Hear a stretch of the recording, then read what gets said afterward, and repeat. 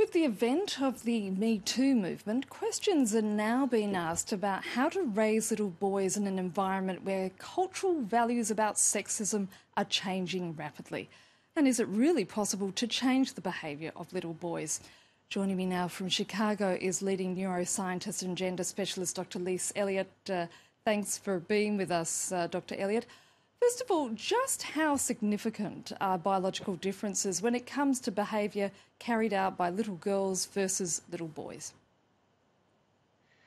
Well, it's still very much of an open question for research, but we have been studying child gender behavior for a long time now, and of course, boys and girls do behave quite differently by about 3 or 4 years of age. You don't really see that in the first year of life. There is very little difference in behavior, in the milestones that boys and girls exhibit. And so, of course, the issue has always been, is this a matter of nature or nurture?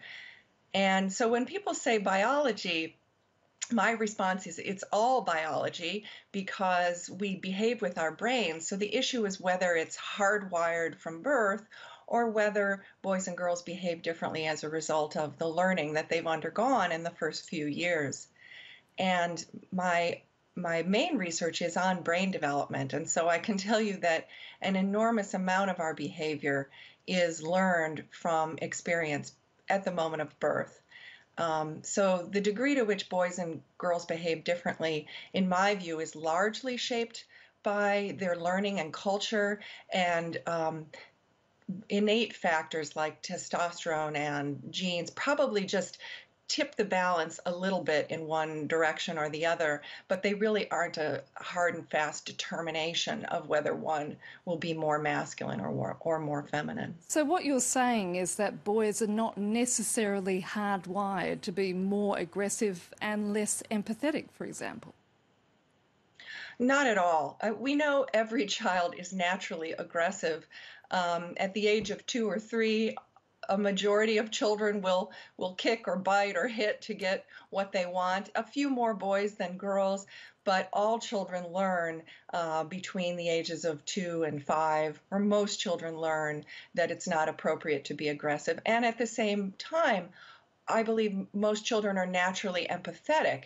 If they have been cared for in a loving manner from birth, that is what they understand about human interaction. So boy or girl, children are naturally caring and loving. We see that in the way they treat their pets. We see that in the way they treat younger siblings and younger children. There is a very natural empathy. It's just that we cultivate it more in girls and we cultivate aggression more in boys when we sign them up for football games or just turn on the television and they can see who's being aggressive, who's got the guns, who's being the warriors and who's not.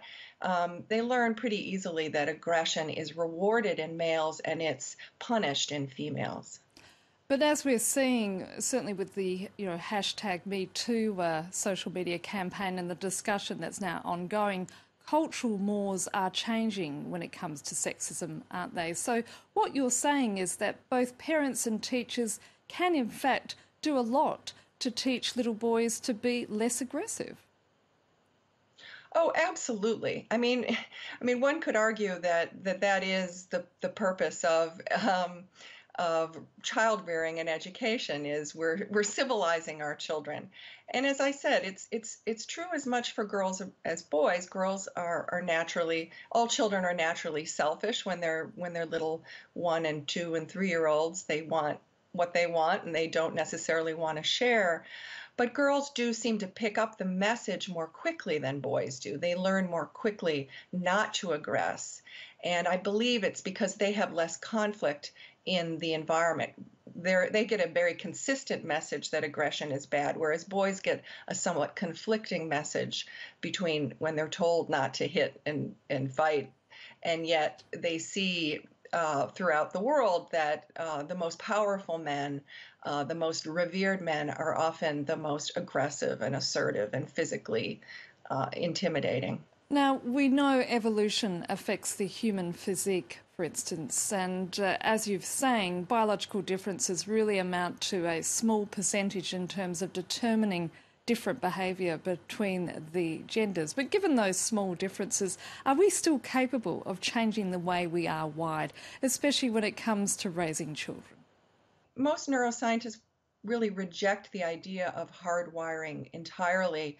The human brain is not wired up at birth. It is dependent on its environment, its social interactions in order to wire up. And I'll tell you, the best example that most people can relate to is language.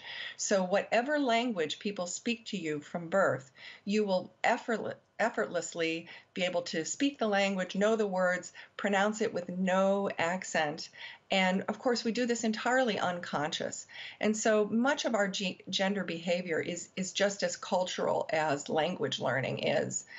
We adopt the behavior patterns of those we know are most similar to us. So boys model themselves after men and girls model themselves after women. There's tremendous room for change. And I think the whole transgender movement is really proving that.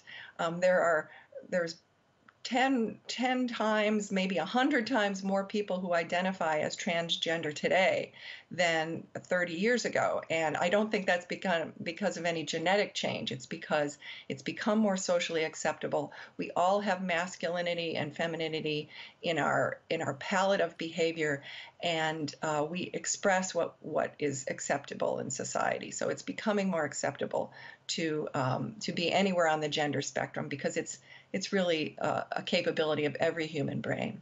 Dr. Elliott, it's been wonderful talking to you. Thank you so much. My pleasure, Annette.